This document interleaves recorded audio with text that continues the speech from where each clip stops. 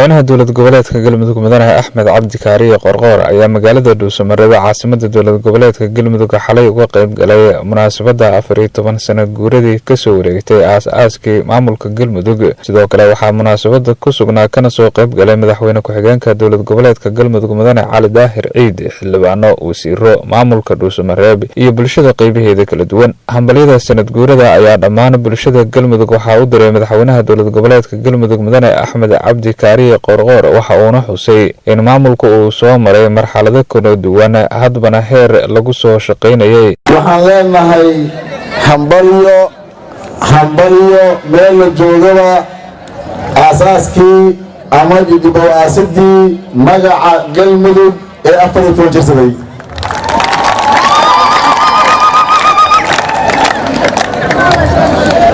dad reer Galmudug ka kooban ay runtii 14 August 2006 midibada u aaseen hamigii iyo himiladii laga lahaana ay hirgashay dhowr sano ama sanado ka hor oo ay Galmudug ku midowday.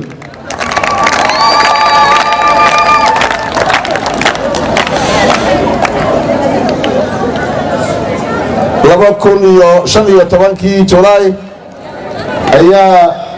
Galmudug ku midowday magaca Galmudug, dabadeedna ay u soo guurtay ama u soo wareegtay caasimada Galmudug.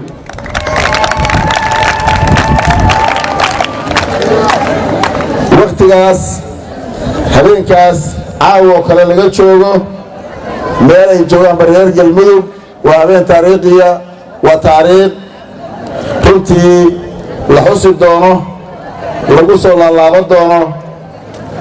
xusuus dheerna ku leh reer Galmudug. dhinaca kale madaxweynaha maamulka Galmudug ayaa madasha waxa uu uga hadlay shirka lagu ballansanaa in Dhuusamareeb uu ka furmo inuu isugu yimaadaan madaxda dalka, kaas oo gabagaba u noqonaya shirarkii horey loogu soo qabtay. waxa uuna sheegay in diyaar garow loogu jiro sidii loo soo dhaweyn lahaa wufuudda shirkaasi ka qayb galaysa maadaama lagu ballansanaa in iminka uu ka dhaco magaalada Dhuusamareeb. waxaa noo ballansan ama ballanku ahaa ay Soomaali ku ballantay oo madaxdii qaranku ay isugu timid 15 bisha August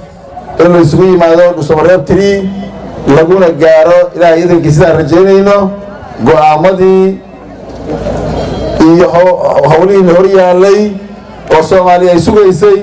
kuwii ku aadanaa ama ugu habboonaa in lagu gaaro.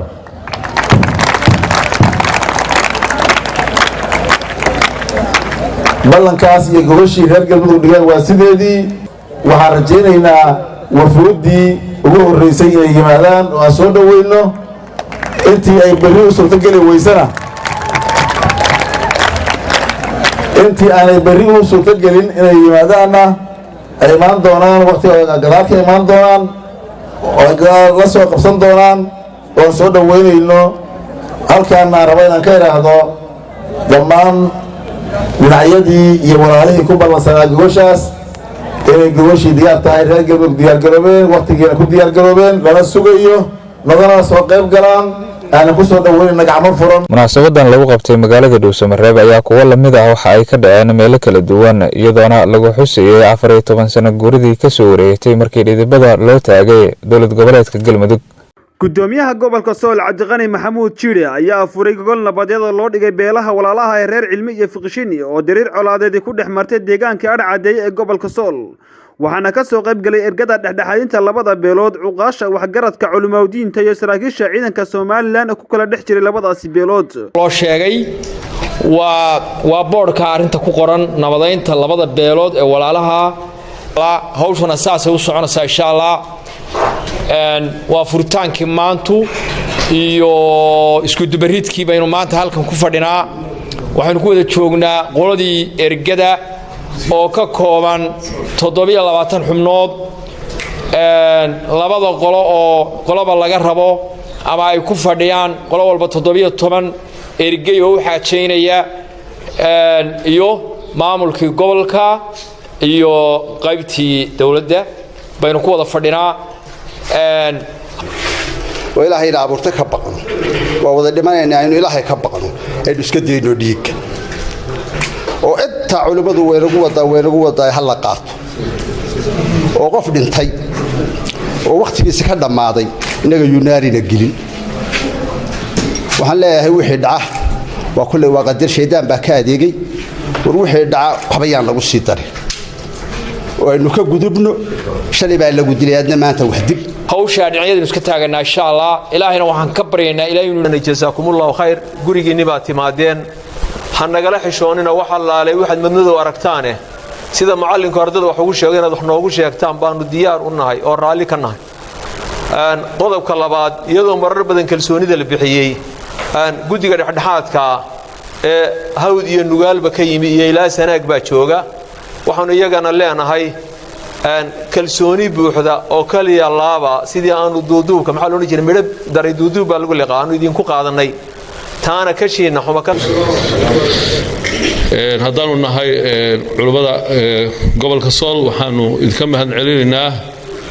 dhexdhexaadinta dadka walaalaha ah aad soo gurmateen gurigooyinka dhexdhexaadka xaaladaha oo kalena aanu wax badan baan goobjoog ahaa oo hadda waxyaabaha imtixaanka hadda taagan gobolada ama Soomaalida dhexdeeda waxa weeye intii dariska ahayd baa la isku saliday dariskii la hal isdaqaaleeyo hal ishagaajiyo xididkii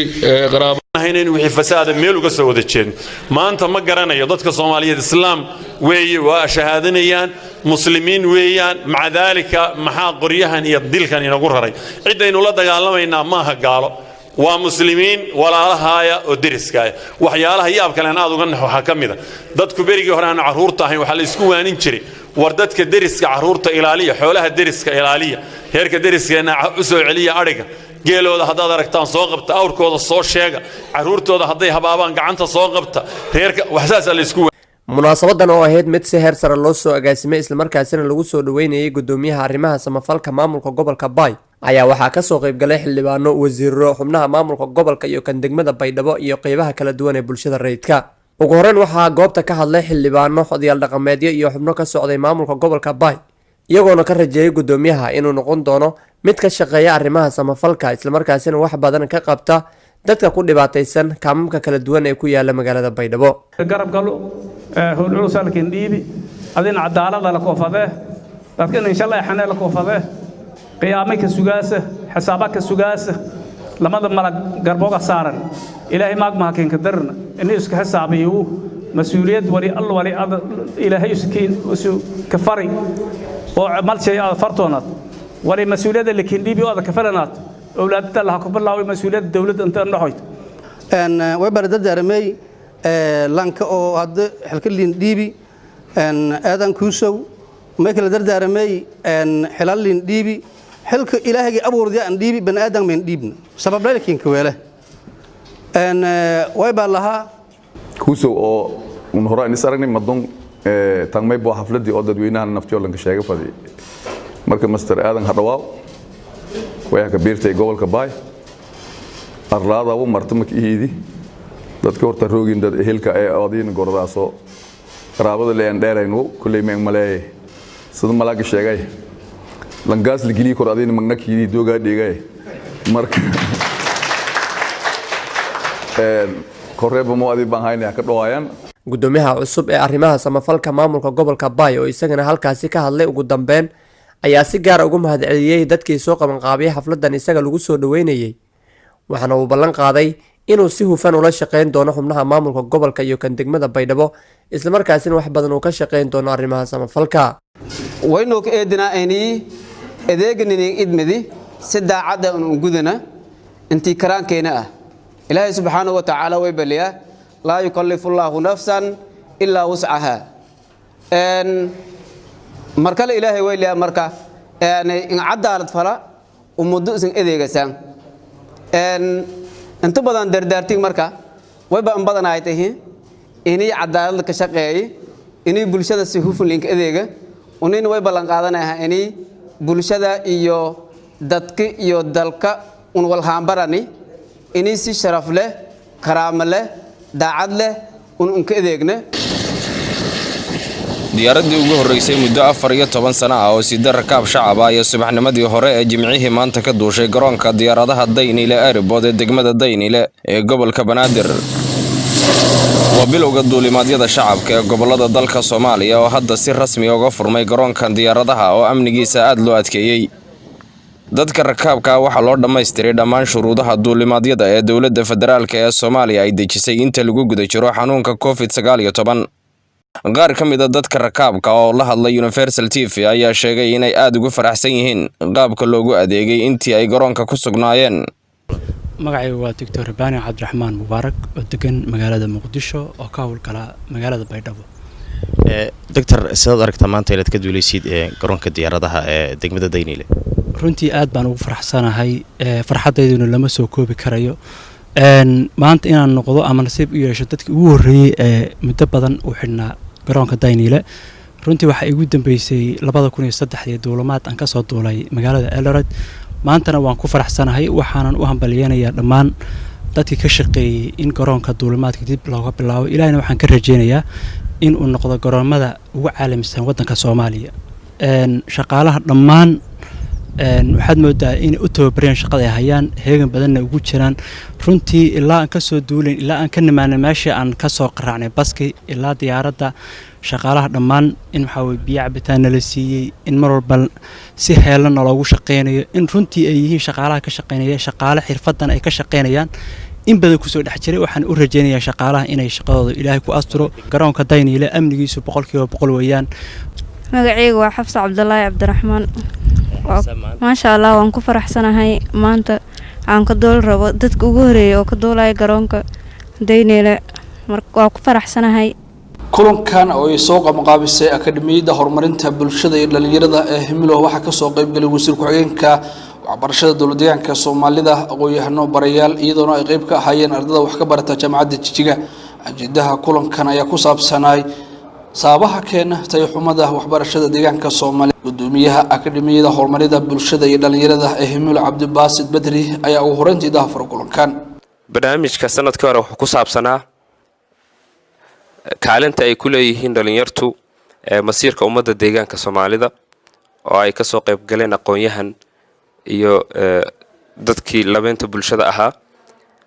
saaka aan u fadhino qaybtiisii labaad waxa uu talagalay inuu ahaado barnaamij in badan dhalinyarta jaamacadaha ku jirta iyo inta dhameysay iyo aqoon-yahankuba hadal hayo. mawduuca saaka ama sanadkan aan ka hadlayno wuxuu noqon doonaa sababaha keena tayxumada waxbarashada deegaanka iyo xalkooda. waxaan isugu yeernay intii xiriirka la lahayd waxbarashada si wuxuun u baraarujino una qayb qaadano barnaamij ama ololaha ama wacyiga guud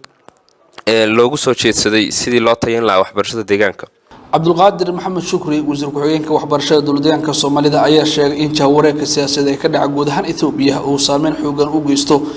dhammaan adeegyada bulshada oo ay ka mid tahay qaybta waxbarashada. wasiirka ayaa sidoo kale sheegay in tayxumada waxbarashada deegaanka uu qayb u ka yahay qishka kaas oo xilliga imtixaanka ardayda caado ay ka dhigteen. tayada waxbarashadu aad u liidatay muddo badan ay soo baabacaysay waxaan degdeg lagu bedeli karaa. tallaabada koowaad aan qaadnay waxay noqotay inaan qishka la dagaalano. madaxweynaha dowladda federaalk ee Soomaaliya Maxamed Cabdilaahi Farmaajo ayaa lagu wadaa in uu maalinta berri hortago xildhibaanada golaha shacabka ee dalka Soomaaliya sida lagu sheegay war qoraal ah oo lagu baahiyay bogga rasmiga ah ee golaha shacabku ay ku leeyihiin dagaalka internetka. madaxweyne Maxamed Cabdilaahi Farmaajo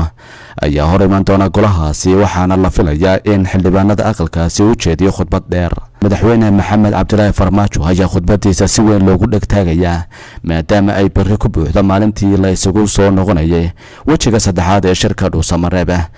uga socda xukuumadda federaalka iyo dowlad goboleedyada qaybta ka ah dowladda dhexe.